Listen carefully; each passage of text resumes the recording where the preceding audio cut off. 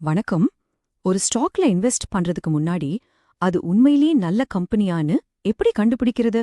வாங்க இன்னைக்கு அக்கோட்டாஸ் கெமிக்கல்ஸ ஒரு எக்ஸாம்பிளா வச்சு ஒரு கம்பெனிய எப்படி ஸ்டெப் பை ஸ்டெப்பா ரொம்ப சிம்பிளா அனலைஸ் பண்றதுன்னு பாத்துரலாம்.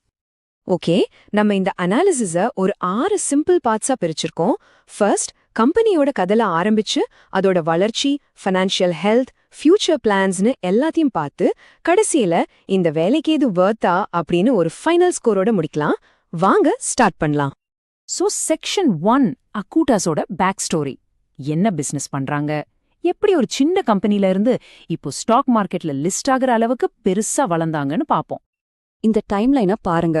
2004ல சூரத்ல ஒரு சின்ன பார்ட்னர்ஷிப் ஃபார்மா ஸ்டார்ட் பண்ணி இப்போ ஒரு பப்ளிக் லிமிடெட் கம்பெனியா வளர்ந்திருக்காங்க. அவங்க பிசினஸ் என்னன்னா ஸ்பெஷாலிட்டி கெமிக்கல்ஸ். பெருசா யோசிக்காதீங்க, சிம்பிளா சொன்னா ஃபார்மா, அக்ரிகல்ச்சர் மாதிரி ஸ்பெசிபிக் இண்டஸ்ட்ரீஸ்க்கு மட்டும் தேவைப்படுற ஹை வேல்யூ கெமிக்கல்ஸை இவங்க தயார் பண்றாங்க. இதுதான் அவங்க core business. Section 2, a decade of growth. Okay, கம்பெனியோட கதையெல்லாம் நல்லதா இருக்கு. ஆனா நம்பர்ஸ் என்ன சொல்லுது? கம்பெனி உண்மையிலே வளர்ந்திருக்கா? வாங்க கடைசி 10 வருஷத்துல அவங்க சேல்ஸ் அண்ட் ப்ராஃபிட் எப்படி இருந்திருக்கும்னு பார்க்கலாம். வாவ், இங்க பாருங்க, 24%.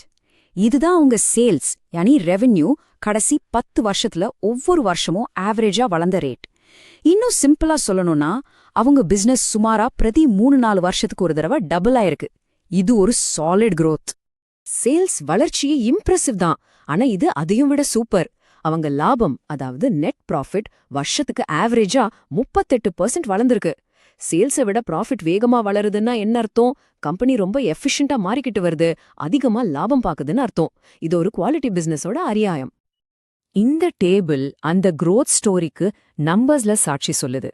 2016ல வெறும் 12 கோடியா இருந்த நெட் ப்ராஃபிட் 2022ல 83 கோடியா மாறிருக்கு.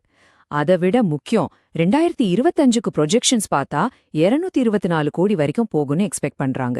இந்த மாதிரி எக்ஸ்பனென்ஷியல் growth-ஆ இன்வெஸ்டர்ஸை சும்பக்க மாதிரி இழுக்குது. செக்ஷன் 3, த financial health report. growth numbers பார்க்க சூப்பரா இருக்கு. ஆனா ரொம்ப வேகமா ஓடுற ஒருத்தர் ஹெல்தியா இருக்கணும்னு அவசியம் இல்லையே. அதே மாதிரி கம்பெனியோட ஃபவுண்டேஷன் ஸ்ட்ராங்கான்னு பார்க்கணும். முதல்ல அவங்க கடன், யானி டெட் எப்படி இருக்குன்னு செக் பண்ணிடலாம்.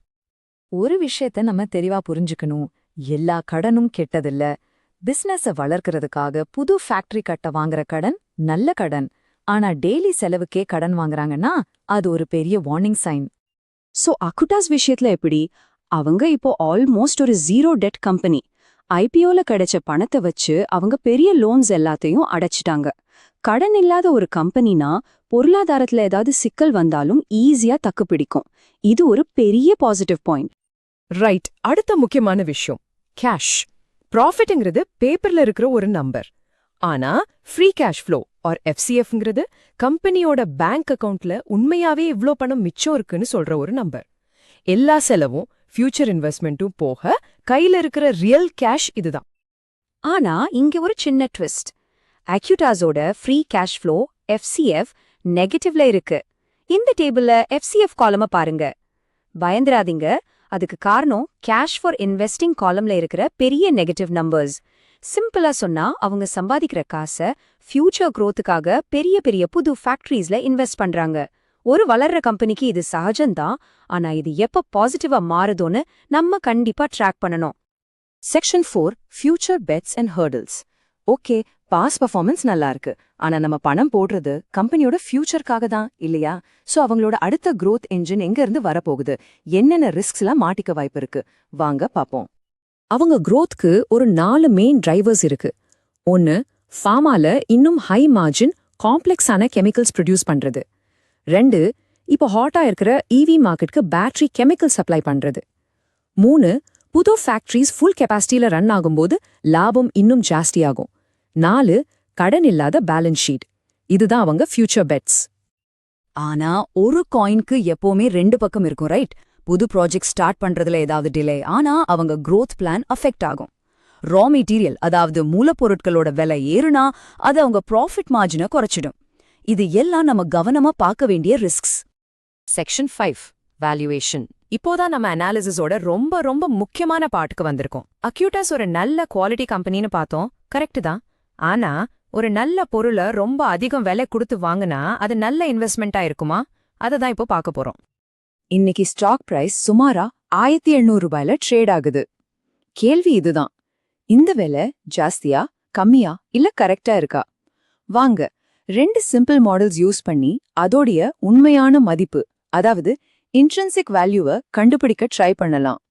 இங்க பாருங்க, கிடைக்கிற ரிசல்ட் கொஞ்சம் ஷாக்கிங்கா கூட இருக்கலாம். DCF மாடல் படி இந்த ஷேரோட ஃபேர் வேல்யூ சுமாரா 392 ரூபீஸ் தான். லெஜெண்டரி இன்வெஸ்டர் பெஞ்சமின் கிராமோட ஃபார்முலா படி பார்த்தாலும் 736 ரூபீஸ் தான் வருது. ஆனா மார்க்கெட் பிரைஸ் 1700 ரூபீஸ். இதுக்கு என்ன அர்த்தம்? மார்க்கெட் இந்த கம்பெனியோட ஃபியூச்சர் மேல நம்ம மாடல்ஸ் நினைக்கிறத விட பல மடங்கு அதிகமா நம்பிக்கை வச்சிருக்குன்னு. இந்த வேல்யூவேஷன் பிரீமியம்க்கு இன்னொரு ப்ரூஃப் இதோ. இது PE ரேஷியோ கம்பாரிசன். சிம்பிளா சொன்னா, இவங்க கூட காம்பீட் பண்ற மத்த கம்பெனிஸ் சம்பாதிக்கிற ஒவ்வொரு ரூபாய்க்கும் மார்க்கெட் 30 ரூபாய் கொடுக்க தயாரா இருக்கு. ஆனா ஆக்யூட்டாஸ் சம்பாதிக்கிற ஒவ்வொரு ரூபாய்க்கும் மார்க்கெட் 60 ரூபாய்க்கு மேல கொடுக்குது. நிறைய double the premium. Section 6, the final score. சரி, இப்ப நம்ம பார்த்த எல்லா விஷயத்தையும் ஒன்னா சேர்த்து ஒரு ஃபைனல் ஸ்கோர் கொடுத்துடலாமா?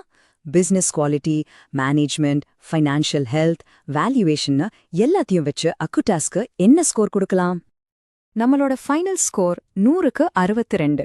ஏன்னா பிசினஸ் குவாலிட்டி அண்ட் மேனேஜ்மெண்ட்டுக்கு நல்ல ஸ்கோர் 80 மார்க்ஸ் கொடுக்கலாம். ஆனா அதோடைய விலை, அதாவது வேல்யூவேஷன் ரொம்ப ரொம்ப எக்ஸ்பென்சிவா இருக்கிறதால அங்க ஸ்கோர் 25ஆ குறைஞ்சிருது. ஸோ தி பாட்டம் லைனர்ஸ், இது ஒரு சூப்பரான கம்பெனி, ஆனா ரொம்ப அதிகமான விலையில இப்போ கிடைக்குது. சோ முடிவா நம்ம நிக்கிற கேள்வி இதுதான், ஒரு தரமான கம்பெனியா அதிகமான பிரீமியம் விலை கொடுத்து வாங்கலாமா? நம்ம இந்த கம்பெனியோட பிசினஸ அனலைஸ் பண்ணிட்டோம். ஆனா இதுல எப்போ இன்வெஸ்ட் பண்றதுங்கிற முடிவு உங்க ஒவ்வொருத்தரோட ரிஸ்க் எடுக்கிற திறனை பொறுத்தது. இந்த அனாலிசிஸ் உங்களுக்கு யூஸ்ஃபுல்லா இருந்திருக்கும்னு நம்புறேன். பார்த்ததுக்கு ரொம்ப நன்றி.